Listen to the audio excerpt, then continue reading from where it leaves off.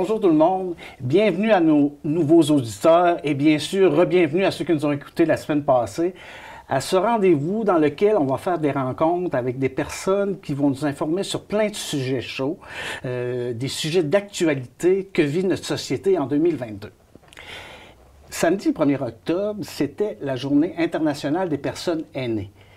Pour la petite histoire, c'est une journée qui a été décidée par l'Assemblée générale de l'ONU en 1991 et les buts de tout ça étaient, dans le fond, de conscientiser toutes les différentes sociétés aux enjeux des personnes aînées, entre autres le vieillissement, bien sûr, le vieillissement au niveau physique, au niveau cognitif. Et c'est à partir de ce moment-là qu'on s'est permis de nommer davantage le mot maltraitance. Aujourd'hui, on va parler de ça en utilisant le mot bientraitance, mais c'est les mêmes enjeux qui sont en question. On voulait souligner cette journée-là, mais on s'est demandé comment on le fait. Parce que, bon, à tous les jours, à toutes les semaines, on entend tout ce qui... C'est quoi la réalité des personnes aînées, de certains, des enjeux, des choses difficiles qu'ils vivent, mais il y a aussi des belles choses qui se passent. Puis là, quelqu'un m'informe qu'il y a un nouveau service qui est sur le point de naître très, très bientôt dans la MRC Rocher-Percé, et on le souhaite par la suite dans les autres MRC. Et c'est le projet Les Super Voisins. Alors, pour en discuter aujourd'hui, j'ai le plaisir de rencontrer M. Frank Sweetman. Bonjour, Frank. Bonjour, M. Sweetman. Oui, bonjour. Et merci pour votre invitation. Un grand plaisir parce que c'est le fun de recevoir une nouvelle énergie, un nouveau souffle. Mais avant qu'on rentre dans le « c'est quoi les super voisins », je serais curieux de savoir un petit peu, intéressé surtout de savoir qu'est-ce qui fait qu'un gars qui a été plus de 30 ans en centre urbain à Montréal, je pense, qui a œuvré dans le monde de la mode, dans ce monde glamour avec excès et tout ça, revient dans sa Gaspésie natale parce que si je me fie à ce que j'ai lu, vous êtes de Port-Daniel? Oui, originaire de Port-Daniel. OK. Oui. Revient s'y installer et décide de s'impliquer pour les personnes aînées. J'ai quitté à l'âge de 15 ans et je reviens après 43 ans quand même. Plus que 30 OK, 43 ans. Oui, ça fait longtemps. J'ai travaillé 40 ans dans le domaine de la mode. Puis qu'est-ce que vous faisiez exactement dans la mode? J'ai été designer, OK. Oui, dessinateur de mode, styliste. J'ai été dans le retail, directeur de boutique haut de gamme. J'ai vraiment touché à beaucoup de choses. J'ai travaillé un peu en publicité aussi. Vraiment, j'ai touché à plein de domaines. OK. Oui. Mais dans ce parcours-là, il s'est passé des événements pour que l'humain devienne central dans votre volonté de faire une petite différence peut-être dans ce monde qu'on vit présentement. Oui, c'est en arrivant à Québec à l'âge de 16 ans, quand je suis allé étudier là-bas. J'ai étudié chez les Pères Oblats de Marie-Immaculée, puis ils organisaient des voyages humanitaires.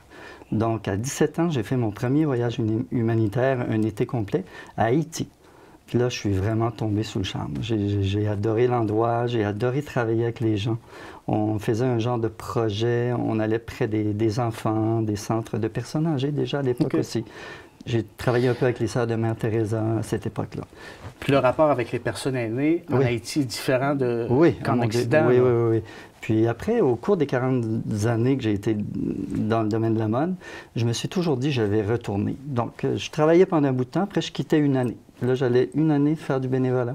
Je suis allé au Brésil à 3 reprises, durant une année complète. Et c'est là que j'ai fait... La première année, j'ai plutôt travaillé avec des groupes de femmes et de jeunes adolescentes, un peu dans la prostitution et tout ça. Puis après, les 2 autres années, j'ai rencontré d'autres organisations internationales qui travaillaient là-bas, puis je me suis impliqué beaucoup dans des centres de personnes âgées. C'est là que vraiment la passion a commencé. OK. Mais aussi, il y a des antécédents familiaux de bénévolat, si je peux me permettre de le dire comme ça. Oui, mes parents, j'ai eu l'exemple dans ma famille, mes parents... Mon Dieu, on fait du bénévolat toute leur vie dans différents organismes, à la fabrique et tout ça. Puis les plus que 25 dernières années, mes parents ont été bénévoles au Centre d'action bénévole de Passepébiac. Donc, j'avais l'exemple, la papote roulante, l'accompagnement aux hôpitaux et aux médecins et tout. C'était presque quotidien, leur bénévolat. Ces gens viennent à développer des contacts assez importants avec ces gens-là, puis ils deviennent un peu des sentinelles, on peut Oui, c'est ça. Oui, mon père était incroyable comme bénévole. C'était admirable. Que je comprends un peu mieux pourquoi vous en êtes ici aujourd'hui. Alors, allons-y dans le sujet. C'est quoi les proches, pas les super voisins, parce que je pensais à votre idée de super-héros tantôt, c'est pour ça que Oui, c'est ça. Mais c'est ça. Donc, quand j'ai quitté Montréal pour venir ici après le décès de ma mère, j'ai dit, je vais me rapprocher de mon père. Ça, c'est l'année passée. Puis j'ai vu une position au réseau en développement social du Rocher-Percé. Il demandait un chargé de projet sur un projet qui touchait les aînés. OK. Là, j'ai dit, oh wow, ça répond vraiment à ce que je veux faire. J'ai appliqué, puis ils m'ont accepté. Donc, c'est comme ça que j'ai commencé à travailler au réseau en développement social. Le réseau de développement social. Oui, qui est un réseau. Vous pouvez nous en parler un petit peu plus? Oui, bien, brièvement, facilement. C'est un groupe de partenaires qui travaillent vraiment à améliorer les conditions de vie des citoyens et citoyennes de la MRC. Donc, c'est pas vous qui avez décidé de commencer un projet. Non. Vous êtes chapeauté par une organisation derrière ça. Puis... Donc, on travaille sur différents enjeux. Puis, il y a l'enjeu l'isolement social des aînés. Donc, le projet était rattaché à cet enjeu-là. Donc, je suis arrivé dans un projet qui était déjà commencé, mais on a décidé un peu de le moderniser, de l'humaniser, genre de le rendre un peu plus près des gens, puis en faire un projet de proximité. Puis là, on a réfléchi beaucoup. Qu'est-ce qu'on pourrait faire? Qui peut aider vraiment les personnes âgées? À part les voisins. On s'en va dans une société un peu plus individualiste. Les familles sont moins grandes, donc c'est sûr qu'on va vieillir un peu plus isolé. Donc, qui d'autre que les voisins pour essayer de briser l'isolement des aînés? Oui, oui. Et l'idée, comme vous disiez, du super-héros. Moi, j'ai toujours aimé les super-héros, Superman et tout ça. J'ai dit, pourquoi qu'on n'en fait pas des super voisins, t'sais? Puis vu que c'est un projet intergénérationnel, donc aller chercher les plus jeunes, les plus vieux, ça touche tout le monde, les super-héros, je trouve. Et vous parlez de super voisins. Ça implique quoi si on veut devenir un super voisin? Qu'est-ce que ça implique au niveau de l'engagement d'être un super voisin? Juste nous donner des exemples concrets, qu'est-ce que ça peut faire? Bien, ça va être très simple. On veut vraiment rendre ça très simple. On ne veut pas stresser les gens avec ça. C'est d'être un voisin, mais un voisin bienveillant. Un voisin qui veut entraider la personne âgée qui habite seule ou le couple de... C'est vraiment un projet d'aller dans le voisinage, de regarder qui habite près de nous, qui a besoin d'aide, qui a besoin de visite, qui a besoin d'entraide, qui a besoin de solidarité. D'un contact humain, de revenir au contact humain. Tu sais, on savait que ça existait à l'époque de nos grands-parents, que les gens étaient très près. Tu sais, il y avait l'espèce d'esprit communautaire. De revenir à cet esprit-là, de revenir à l'esprit de communauté. Oui. D'entraide, beaucoup aussi. Et de bienveillance. Et de bienveillance, oui. Et puis tout ça dans la simplicité. C'est à vos heures, à vos moments, sans vraiment... Il n'y a pas d'obligation que tu deviennes choisis ce qui te satisfait à toi comme être humain. Ah oui. Qui va t'apporter. Oui, qui va t'apporter. De donner du temps. Tu sais, c'est la plus belle générosité qu'on peut faire. C'est le plus beau geste de générosité qu'on peut faire, je trouve, de donner notre temps.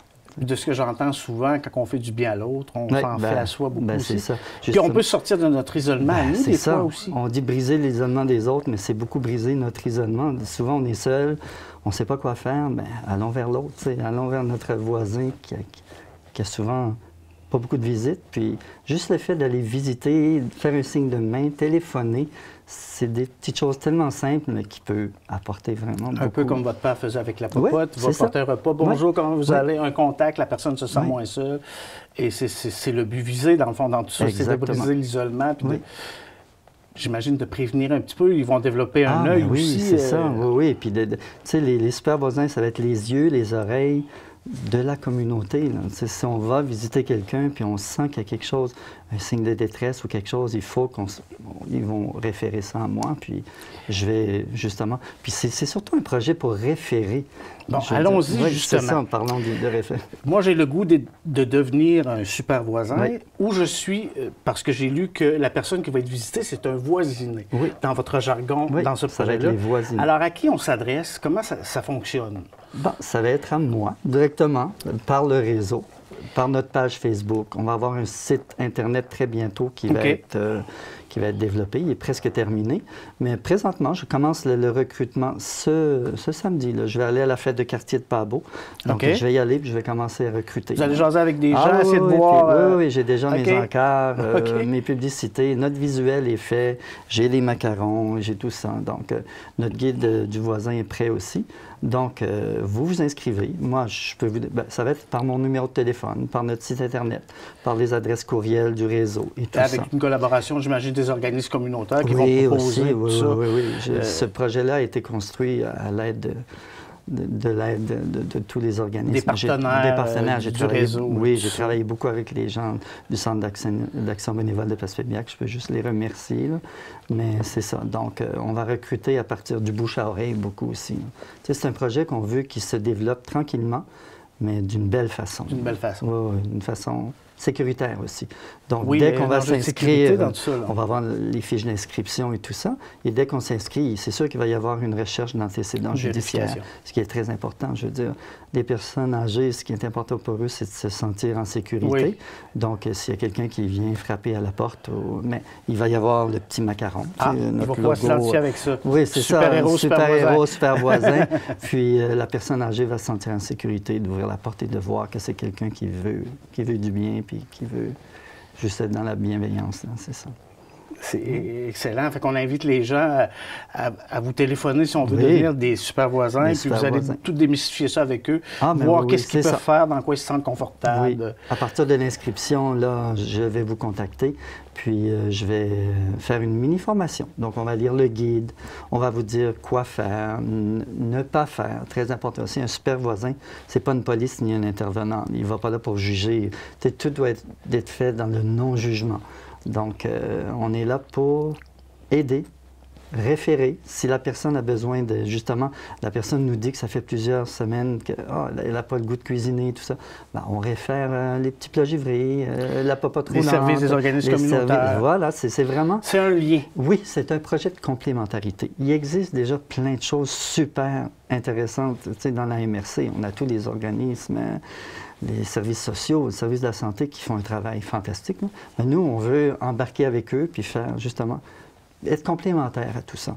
Amener l'information aux personnes aînées, des fois qui n'ont pas accès à ces informations. Parce que des fois, les gens ne savent pas qu'il existe dans le centre de la popote, ou les plats givrés, ou l'accompagnement médical, ou dans un autre organisme. Les gens ne sont pas au courant. Mais non, Michel, j'ai plusieurs aînés autour de moi que je visite et que j'ai bien du fun avec. Là.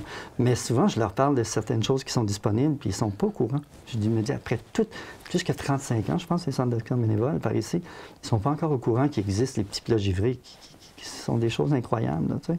Souvent, en vieillissant, on a de moins en moins de goût de cuisiner. Il y a des gens en perte d'autonomie qui ne peuvent plus, puis ça peut être un aide important qui peut changer. Puis même avec le COVID qu'il y a eu, recevoir les vaccins à domicile, il y a beaucoup de gens qui étaient complètement désarmés face à l'idée de ne pas pouvoir aller dans les centres de vaccination. Donc, d'aider justement par référer au CLSC, tout ça, d'avoir peut-être une infirmière qui va vacciner à la maison, des choses comme ça. C'est intéressant tout ça parce que c'est une façon de garder contact avec les personnes plus isolées, qui ont moins de contact par jour, afin d'éviter, dans le fond, le pire, si on le peut. Tu sais, puis il y a des endroits un peu plus fortunés, là, il y a beaucoup de voisins qui s'entraident. Dans mon coin, c'est incroyable. Tous mes voisins sont super bienveillants. Et revenir à l'entraide et à la bienveillance. Mais il y a des gens plus isolés, disons Barachois ou disons Marcille, ou des endroits un peu plus isolés. Bien, ça va être peut-être à moi à travailler sur faire des jumelages. Des stratégies de jumelage. Des stratégies de jumelage d'un super voisin qui pourrait aller voir une dame qui a vraiment besoin. Qu'on la visite. Bien, je pense que vous venez de nous donner le goût d'en savoir davantage, peut-être de s'impliquer puis d'aller chercher le service. Merci infiniment d'avoir accepté de participer à cette entrevue et je vous souhaite tout le succès que vous méritez et l'aide qu'on peut apporter à cette partie de population qui est vraiment importante. Ça m'a fait un grand plaisir. Merci beaucoup. Merci. Bien, merci tout le monde d'avoir été à l'écoute. On l'apprécie beaucoup. On espère que vous continuerez. De semaine en semaine, on va évoluer plein de sujets intéressants. Mais avant de vous quitter, j'ai comme un petit peu le goût de vous laisser avec une petite réflexion dans laquelle je vais m'inclure moi aussi. Aujourd'hui, là, on a parlé beaucoup de bienveillance envers les autres. Je pense qu'on pourrait peut-être aussi essayer d'être un petit peu bienveillant avec nous-mêmes. Hein? Je le sais, facile à dire, pas facile à faire. Hey, merci beaucoup tout le monde. On se revoit la semaine prochaine.